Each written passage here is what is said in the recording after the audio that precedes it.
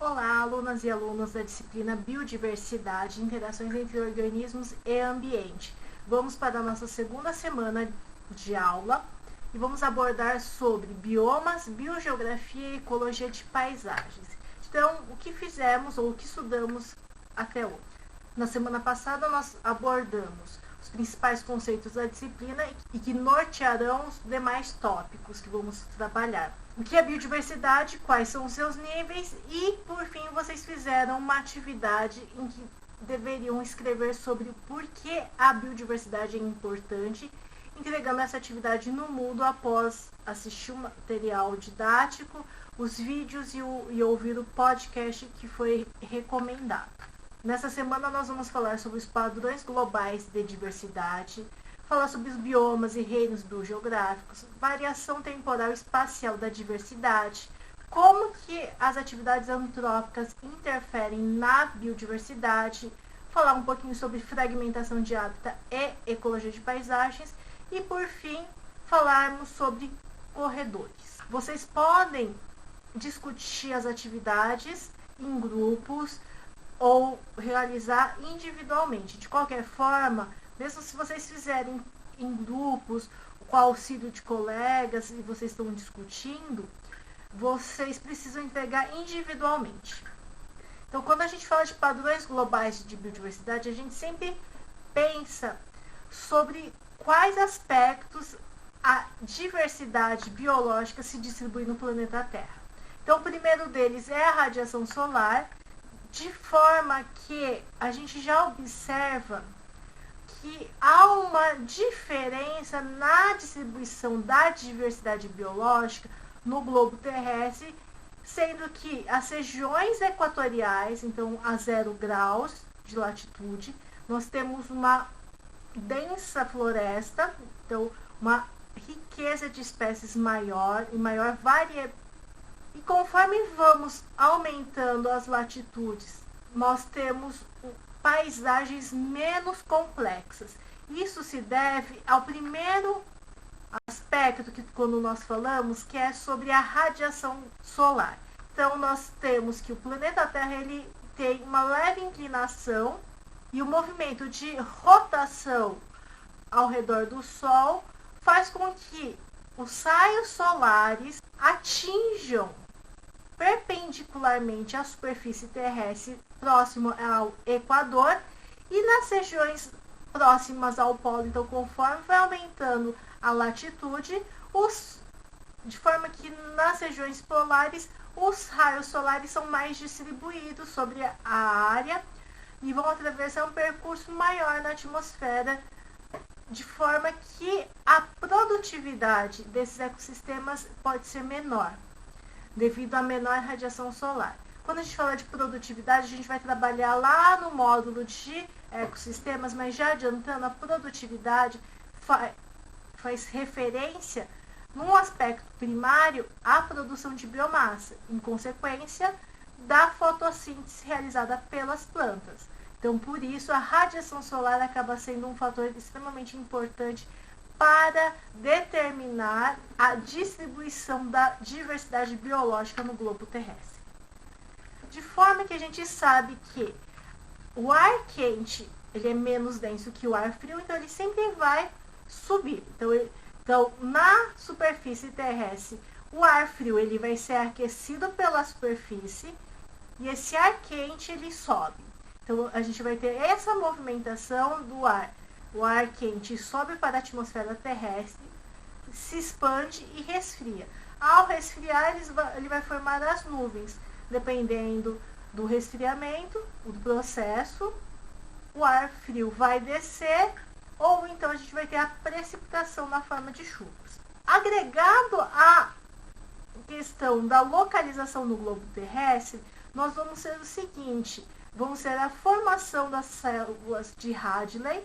Então, algumas células que vão fazer com que a gente tenha áreas de baixa pressão atmosférica, então no caso da região equatorial, e áreas com alta pressão atmosférica, por exemplo, a 30 graus de latitude, seja norte ou sul. Na região equatorial, Como a incidência dos raios solares ela é perpendicular, ela vai atingir uma menor área, então a superfície ela é mais aquecida, esse ar aquecido na região equatorial vai subir facilmente, porque a gente também tem uma baixa pressão atmosférica, de forma que vai acontecer uma movimentação, porque nas áreas de alta pressão atmosférica, o ar frio tende a descer e fazer esse movimento. Então, a gente vai ter esse movimento das células de Hadley, em que o ar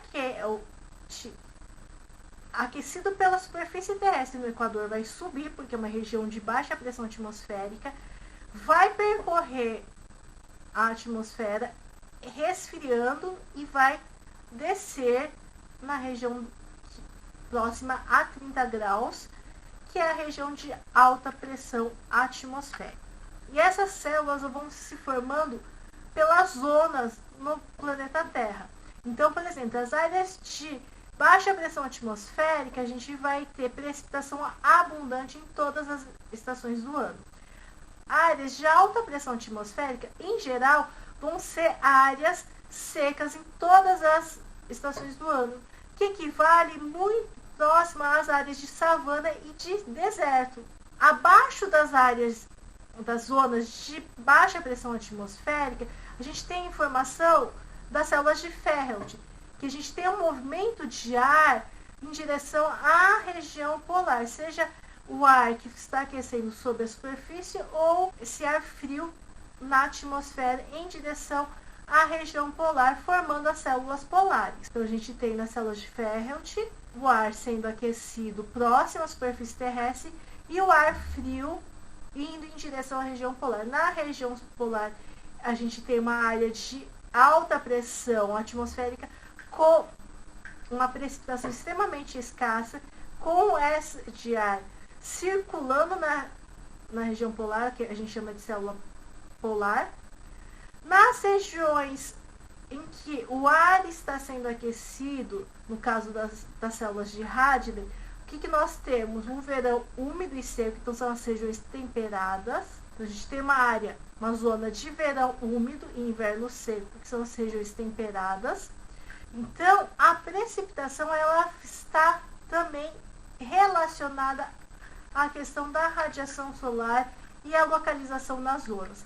Nós temos o seguinte, diversas formas de tentar entender a distribuição da diversidade de espécies no globo terrestre, de forma que a gente tem essas pirâmides que vão falar sobre o aumento ou diminuição de latitude, o aumento ou diminuição de temperatura e aumento ou diminuição de precipitação. Então, áreas com alta precipitação e quente, em geral em regiões tropicais, então baixa latitude, a gente tem a formação de florestas tropicais chuvosas. Quanto mais vai diminuindo a precipitação, a gente começa a ter florestas tropicais deciduais, savanas, e daí depois então a gente tem áreas desérticas quando a gente está em regiões tropicais. Aumentando a latitude, a gente tem as zonas temperadas. Aumentou a latitude, diminuição de temperatura, a gente tem florestas temperadas deciduais, os campos temperados, chaparrais e os desertos. Assim como quando a gente tem alta latitude, baixa temperatura, baixa precipitação, a gente vai ter as tundras. Então, já com essa questão da temperatura, precipitação e a radiação solar determinando os padrões globais de distribuição. Além desses três aspectos, nós temos a altitude. Então, quanto maior a altitude, maior também será a pressão atmosférica, menos complexa, menos diversa é aquela região. Quanto menor a altitude, então próximo ao nível do mar, menor a pressão atmosférica, maior também a diversidade. Isso a gente vê no caso, por exemplo, das diversas fitofisionomias da Mata Atlântica. Conhecendo os padrões globais de distribuição da biodiversidade, então a gente pode ir para o conceito de biomas e reinos biogeográficos. Então, o que seria essa ideia de falar de biomas e reinos biogeográficos? Tentar regionalizar, tentar entender de forma regional no planeta, como que a biodiversidade está distribuída, em termos principalmente da vegetação, falando uma escala mais global. Então a gente também tem mapas globais de zonas de vida, né? Então no caso do Holdridge. E para entender esses padrões globais, a gente precisa saber de onde veio o termo. Então, em 1876, Wallace ele divide o mundo, né, o planeta Terra, em 6 regiões biogeográficas, que a gente chama de domínios de Wallace, e ele usa como característica fundamental os animais de cada uma dessas áreas. Em 1879, Engel ele mapeia a flora mundial, a distribuição da flora mundial. Então, diferente de Wallace, ele começa a abordar a questão das diferentes regiões florísticas no globo terrestre e introduz o conceito de reinos biogeográficos. Merrill, ele vai cunhar o conceito zona de vida e a partir de uma relação entre vegetação e clima, de forma que ele também coloca a informação ou observa as mudanças relacionadas à altitude, como a vegetação muda em função da altitude também. Em 1939 que a gente vê pela primeira vez, ou a literatura traz o conceito de bioma como uma classificação dos padrões globais de vegetação, considerando que as maiores formações vegetacionais que vão ter associado os animais, definindo então o que a gente chama de nível biótico da organização ecológica, ou unidade biológica, ou espaço geográfico no qual a gente tem características específicas e definidas principalmente pelo macroclima. Foram Clements e Shelford que cunharam esse termo.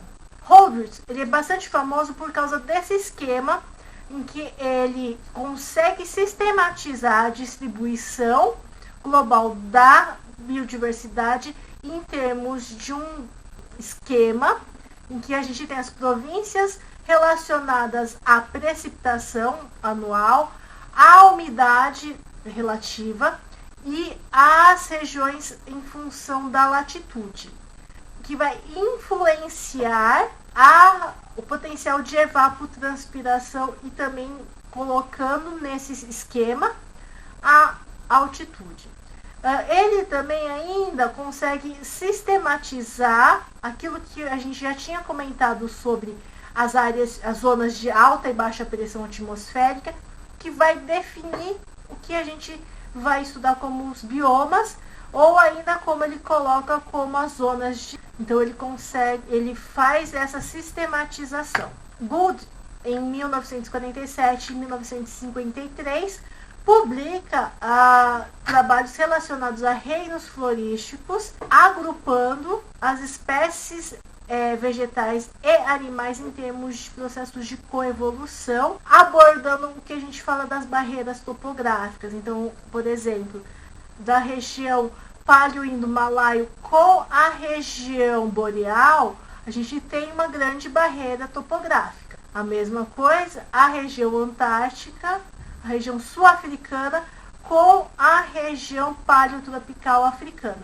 Whittaker ele também faz um esquema bastante conhecido, bastante trabalhado, em que ele coloca a temperatura média anual e a precipitação média anual num esquema, num gráfico, e consegue estruturar de forma didática os padrões das formações vegetacionais no mundo. Indo para a questão do conceito de bioma, como esses padrões de distribuição, principalmente da vegetação, a formação vegetacional em esfera global, nós temos esses principais biomas: floresta tropical chuvosa, floresta tropical sazonal e savanas, desertos subtropicais, desertos e campos temperados. Isso vocês podem visualizar no livro Economia da Natureza. E esse esquema do Economia da Natureza vai trazer inclusive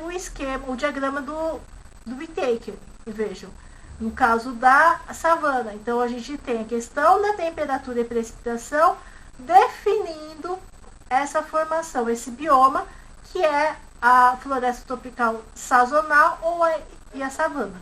E no Brasil a gente considera o conceito de bioma como uma conotação muito mais florística, falando da Amazônia, do Cerrado, da Caatinga, da Mata Atlântica, do Pampas e do Pantanal. Sendo que o Cerrado e a nossa Mata Atlântica são os hotspots, ou seja, as áreas prioritárias para a conservação.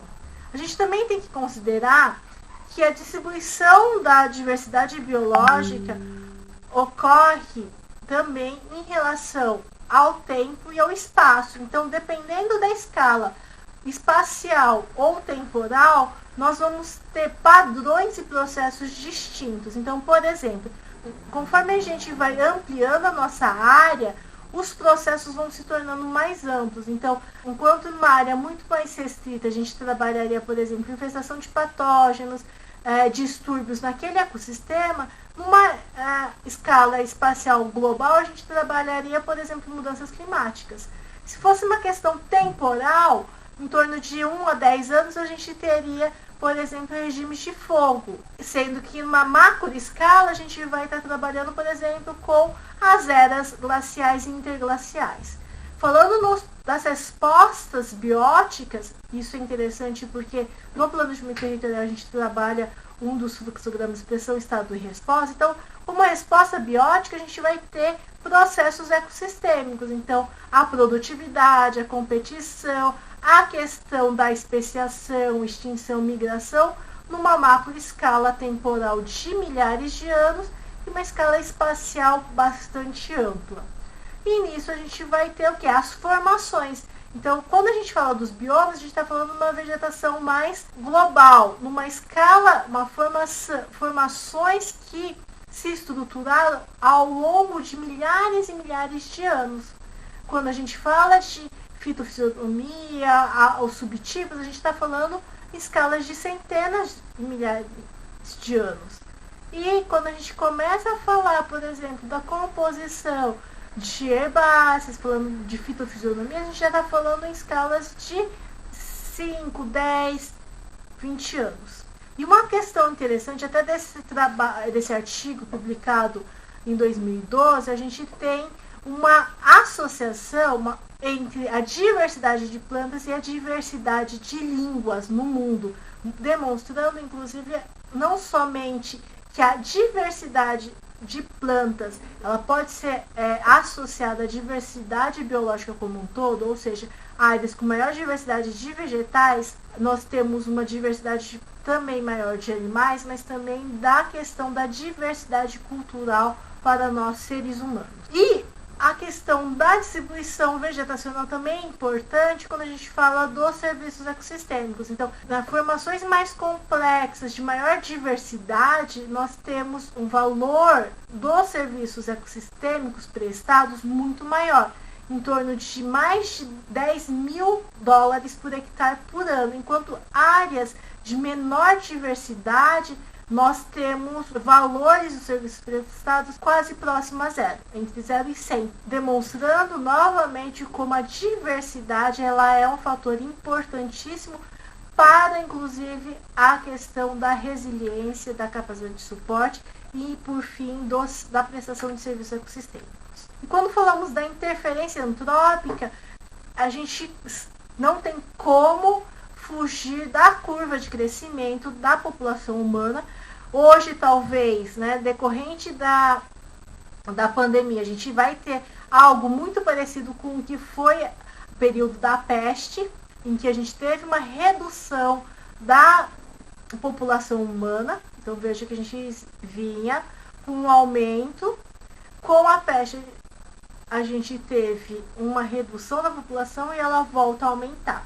E é claro que essa é uma visão muito eurocêntrica, mas a questão é, após a Revolução Industrial, a gente tem um aumento exponencial da população humana, de forma que a gente ainda não sabe quando a população humana vai estabilizar. E esse aumento brusco, esse crescimento exponencial, faz com que a gente comece a ter um impacto cada vez maior na exploração dos recursos e também na ocupação da superfície terrestre, gerando desmatamento. Então, uma das maiores interferências antrópicas sobre os ecossistemas naturais é essa modificação que nós temos da paisagem, em que a gente tem uma simplificação desses sistemas. Vejam que antes de 1700 a gente teria uma diversidade de unidades bióticas, sendo que elas são mais complexas, então uma pastagem seminatural com as herbáceas, um pouco de arbustivos, arbóreos, florestas mais densas, zonas de transição. E quando a gente começa a ter uma alteração do uso e cobertura da terra, a gente inclusive com florestas manejadas, que na verdade são monoculturas de pinos, de eucalipto, áreas aráveis com plantio, e isso é um grande agravante para a redução da biodiversidade. Outra questão importante para a gente trabalhar é a introdução de espécies exóticas, e quando a gente fala de exóticas não é apenas de um outro país, mas também quando a gente fala sobre a questão de uma outra formação vegetacional, uma espécie que ela não é nativa dali. Esse eu não vou aprofundar porque é uma publicação que vocês vão ler também como atividade, de forma que as espécies introduzidas elas podem hibridizar, elas vão se reproduzir com as espécies nativas, formando híbridos que podem gerar desequilíbrios em toda a cadeia alimentar. As espécies invasoras, pelo fato de não ter o predador natural, elas acabam tendo uma leve vantagem em relação às espécies nativas. Então, quando as espécies invasoras elas se adaptam muito bem ao ambiente, elas vão levar a uma redução da população das espécies nativas, e isso é extremamente nocivo. E eu acho que é bem interessante, é importante, inclusive, a gente ficar atento a isso, porque a introdução de espécies exóticas no ambiente, por mais que a gente pense que elas vão aumentar a diversidade, elas podem, na verdade, levar à extinção das espécies nativas, levar à redução da população das espécies nativas. Outro fator que altera significativamente a diversidade biológica é a fragmentação de hábitat. Então, eu já tinha mostrado essa figura na semana passada, do infográfico do Jornal Estado de São Paulo, mostrando como que a Mata Atlântica, o quanto a Mata Atlântica reduziu em área desde 1500. Então, esse daqui é um exemplo que tem no livro Economia da Natureza, mostrando o processo de fragmentação florestal na região sul da Bahia ao longo do tempo. Então, principalmente para os planejadores territoriais, esses trabalhos são bem interessantes, que a gente fala da trajetória da paisagem, mostrando como que a gente tem uma redução em áreas e tendo remanescentes extremamente pequenos ao longo do tempo. E isso faz com que a espécies de animais, por exemplo, no caso desse primata, a gente tenha possa levar a uma extinção local dessas subpopulações. Além da fragmentação, que é em função da redução do tamanho dos elementos dessa paisagem, há uma alteração na forma dos elementos, o aumento do isolamento dos elementos, a gente tem uma redução da riqueza de espécies, um tamanho populacional reduzido, aumento da predação, do parasitismo, alteração do comportamento animal, e também é o que a gente fala de uma redução na variabilidade genética. Então, aqui só para mostrar, cada uma dessas cores é como se fosse uma variedade, um genótipo distinto. Com a fragmentação, essa diversidade gênica que a gente tinha, tendo cada uma dessas cores, a gente tem uma redução, alguns genótipos reduz a ponto de se extinguirem, uma redução na quantidade e na abundância desses genótipos. Outra questão fundamental é quando a gente tem uma perda da vegetação, então em uma paisagem, então aqui de 0 a 100, a gente vai ter o que? Uma efetividade do manejo. Então, e a resiliência nesse tracejado. Então, quanto maior a área, então a gente tem menor perda da vegetação, maior a resiliência dos processos ecológicos naquela região e menor a necessidade de manejo.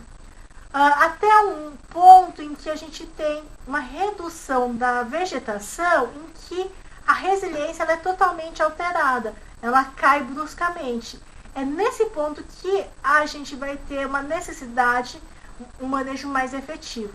Após essa queda brusca da resiliência, a efetividade do manejo também ele é menor. A ideia que a gente fala aqui, quando a gente tem uma perda da biodiversidade, uma redução de hábitat, também o agronegócio, as culturas agrícolas, elas também são prejudicadas, porque a gente começa a ter também essa efetividade menor na proteção dos solos, na questão do controle biológico, na questão de polinização. Então a gente tem um comprometimento desses processos. De forma que a gente tem diversos estudos e teorias dentro da ecologia, principalmente ecologia da paisagem, que vai falar de limiares de extinção. Outra teoria extremamente importante é a teoria de biogeografia de ilhas, no qual a gente tem a taxa de imigração e a taxa de extinção. Então, quanto maior a ilha e mais próximo, menor a extinção. Quanto mais distante a ilha e menor o tamanho, maior a extinção e maior a taxa de imigração. E sempre lembrar que quando a gente fala dos processos ecológicos, a gente sempre tem que pensar em escalas. Então, por exemplo, numa escala mais ampla, a gente tem um mosaico de diferentes manchas, uma diversidade de ecossistemas distintos. Então, se a gente pegar esse trecho aqui, a gente vai ter um mosaico com outros, ou a gente consegue observar outras propriedades emergentes desse nível. E se a gente pega essa mancha, esse espaço aqui, vê que ela tem uma diversidade aqui dentro que a gente não conseguiria ver nessa outra escala, nessa escala mais ampla, por exemplo. Então, as investigações ecológicas, os estudos que a gente vai proceder, os processos e as estruturas que a gente discute também varia em função da escala de observação. Com ambientes cada vez mais fragmentados, como é o caso da Mata Atlântica, o Cerrado, e com esse aumento do desmatamento que a gente vem observando, manter esses remanescentes com um mínimo de conectividade é extremamente importante. Quando falamos sobre a questão de conectividade, a gente tem que considerar duas questões importantíssimas. Uma é quando a gente fala da conectividade estrutural, que é dizer sobre a quantidade de hábitat, o quanto esses elementos da paisagem eles estão próximos ou distantes. E nisso, estabelecer aquilo que a gente chama de corredores e trampolins ecológicos é importante.